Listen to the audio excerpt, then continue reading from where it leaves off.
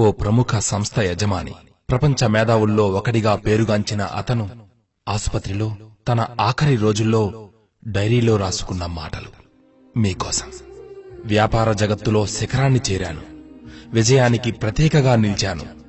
పని తప్ప నాకు వేరే ఆనందం తెలీదు. సంపాదనకే అంకితమైపోయాను. ఇప్పుడు ఈ మరణశయ్య మీద రోజులు లెక్క పెట్టుకుంటున్నా నేను ఒక్కసారి ఆత్మపరిశీలన చేసుకుంటే, ఇన్నాళ్ళు నేను గర్వపడిన పేరు డబ్బు ఎందుకు కొరగానివని నాకు అనిపిస్తోంది. ఈ నిశిరాత్రిలో నా ప్రాణాలు నిలిపేందుకు అమర్చిన ఈ యంత్రాలు చేసే శబ్దంలో నాకు మృత్యుదేవత ఊపిరి చప్పుడు వినిపిస్తోంది. నాకిప్పుడు అనిపిస్తోంది, జీవితంలో సరిపడా డబ్బు సంపాదించాక మనం ఆలోచించాల్సిన విషయాలు వేరే ఉన్నాయి అని. కలలు, అనుబంధాలు, చిన్నపాటి కలలు, కోరికలు, సేవ, ఇలా డబ్బుకి అవతల చాలా ప్రపంచముంది.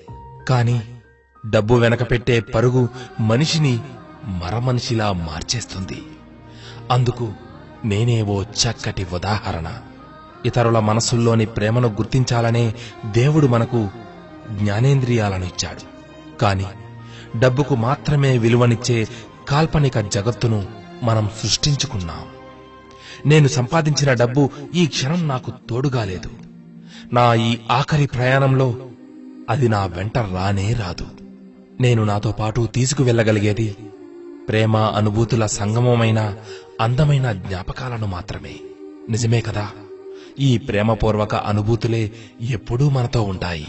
అవే మనల్ని ఉన్నత స్థాయికి చేరుస్తాయి. నిజం అంతా మన హృదయంలోనే, మన చేతుల్లోనే ఉంది. ఈ ప్రపంచంలో అత్యంత ఖరీదైన మంచం ఏదో తెలుసా? నువ్వు రోగంతో బాధపడుతూ పడుకున్న మంచం.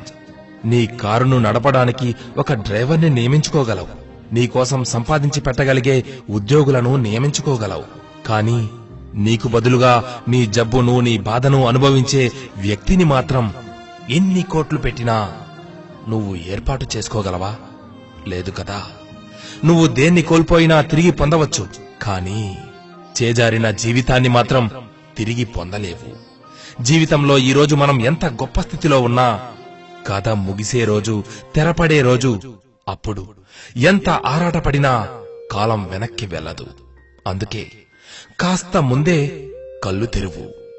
డబ్బును కాదు, నీ కుటుంబాన్ని ప్రేమించు, నీ స్నేహితులను ప్రేమించు, ఆనందంగా జీవించు, జీవించనివ్వు.